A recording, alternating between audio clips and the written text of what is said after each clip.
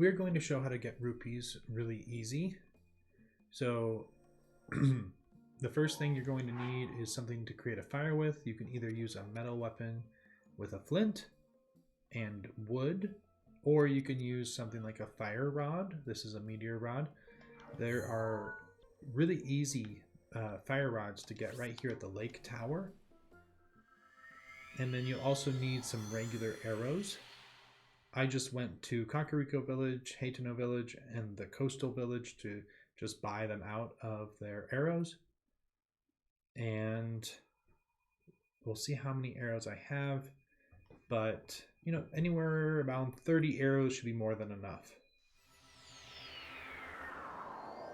Then you need to teleport to Lake Tower.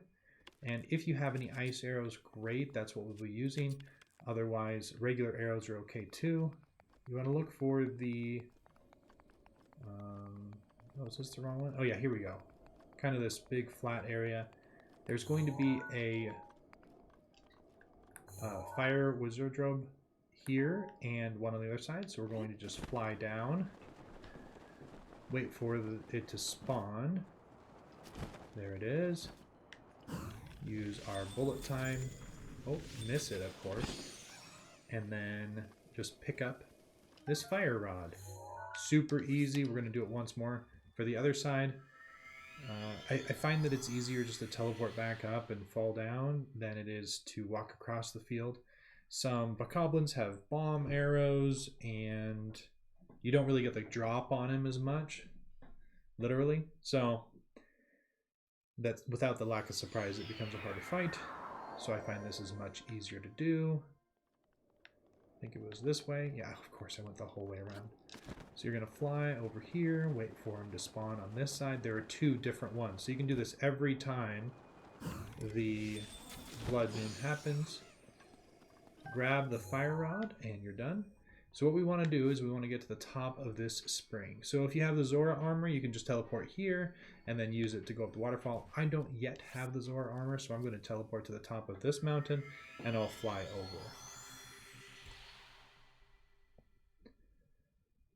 You're going to want to have at least 3 pieces of wood in addition to these 2 fire rods and the arrows that you've purchased or collected in another way.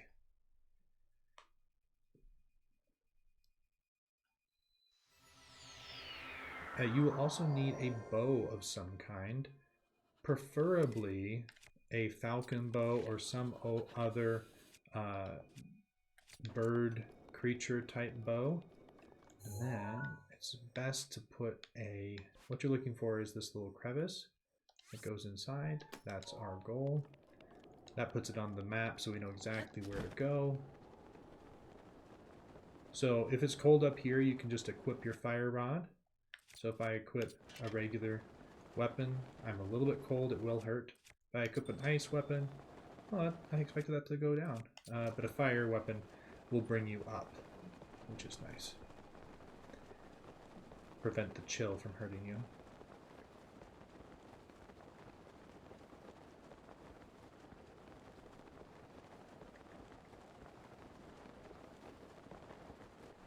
Now we just go towards the beacon.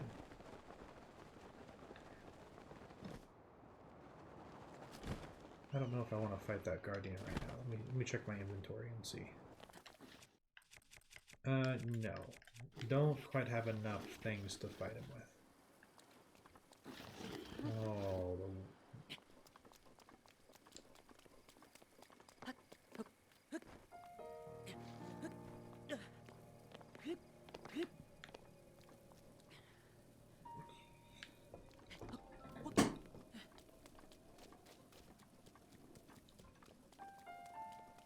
hopefully I'll remember to edit this part out.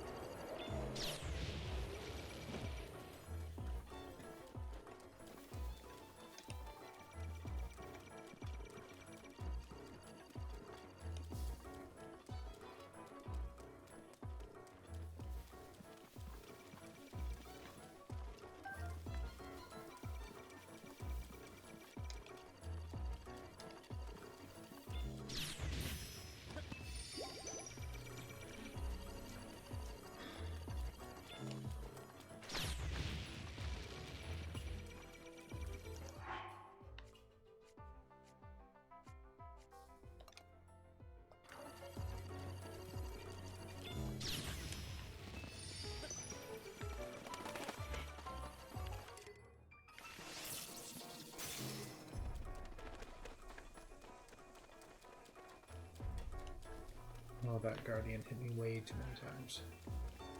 Is he still pursuing me?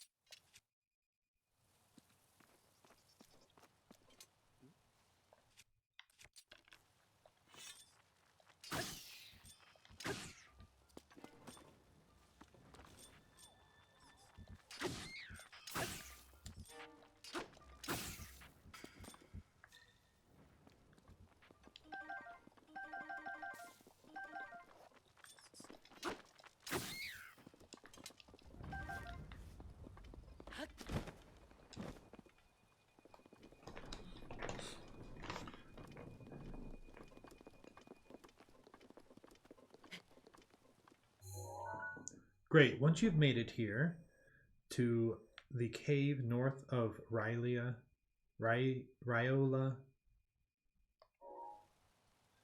Great. Once you've made it here to Ryola Spring, the cave north of, you want to go down to the entrance of the cave. There's this kind of circle rock right here. You want to build the fire right here. So hold your wood, get your fire rod that you just got, light the fire, make sure you have the right bow equipped, and your arrows that you have. I have 62 of them. And you're going to wait until morning. And then when morning comes, you're going to do a few things. You're going to light the fire again, and then you're going to wait for Farosh to spawn. The first time takes the longest. You'll see the wind. Use your bullet time, and depending on which bow you have to kind of lead the shot up a little bit. You're going to hit it in the horn, wait for it to fall, and as soon as it falls on the ground, it doesn't have to stop rolling. You just wait until morning again, and repeat the process until you've run out of materials or you've got enough horns to satisfy your rupee needs. So this isn't direct rupee farming. You now have to sell these horns, but each horn sells for 300 rupees a piece. And you don't have to go out and collect each one between each hit. So eventually they do start to despawn, but I found that you can do at least 10. I think 10 is a nice round number. I usually do about 10, so that's 3. Wait for it to hit.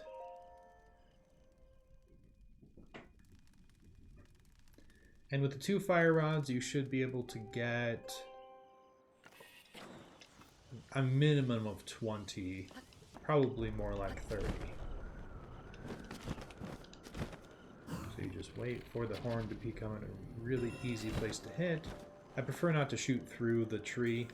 You definitely can, but it's kind of fading in at that point. I don't think it's really worth it.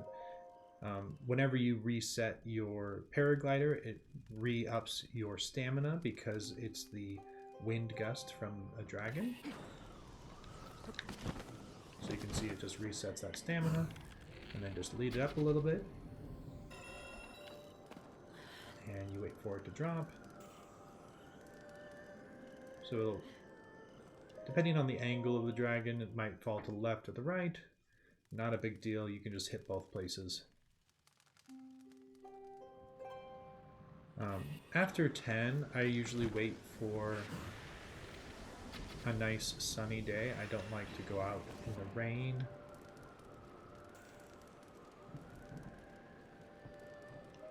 Or I don't like to go out in the thunderstorm either. But that's just me. I like my visibility to be high. I will definitely still farm Farosh while it's raining, but... So, just hitting that horn over and over again.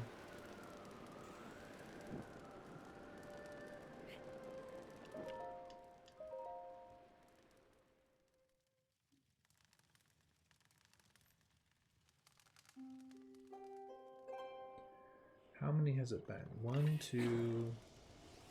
You can kind of count by the pillars of light.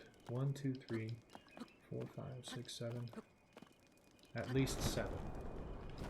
Sometimes it takes a little while for the dragon to spawn, but that's okay. We're patient. You can just continue to try to jump. We'll do this last one, so don't want to waste that fire there. We'll do this last one, and then when we'll go and collect, we'll also count and see how close we were to that. Oh, rain. Okay, we're doing one more. The next sunny day, we're going out.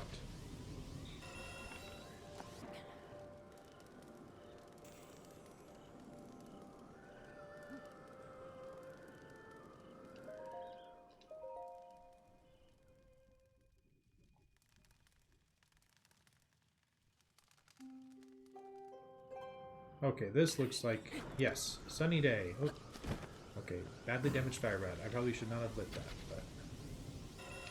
Great, reset our stamina.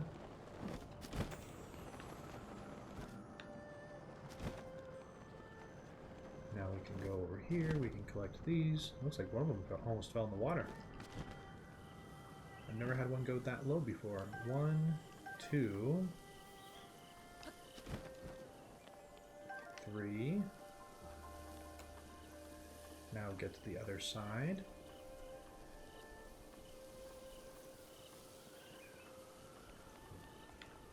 We'll go around this way.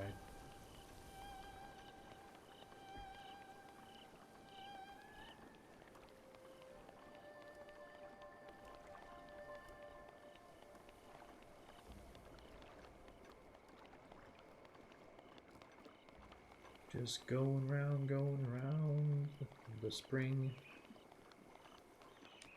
So we already had 3. Let's see if there are 7 or more over here. I did not keep a really strict count. 4, 5, 6, 7, 8. No, wait, did we hit 10 exactly? 9, 10. Well, we hit 10 exactly. I don't know if I hit Farosh 10 times. But since each one sells for 300 rupees, in just that short amount of time, we were able to farm 3,000 rupees, which very fast, very effective, and you need very little items, and you can reproduce it very easily at every full moon or blood moon because you get those 2 fire rods. And I only used 1 piece of wood so far. That's only 3,000. I still have 52 arrows and 1 full fire rod. This fire rod was saying that it was badly damaged, so I don't know exactly how much I have left, but I might have 1 or 2 hits left with this fire rod, which means for every fire rod you probably get 12, so 24 for every 2 fire rods. Super easy, super cheap to perform with super high rupee yield, and fairly fast in my opinion too.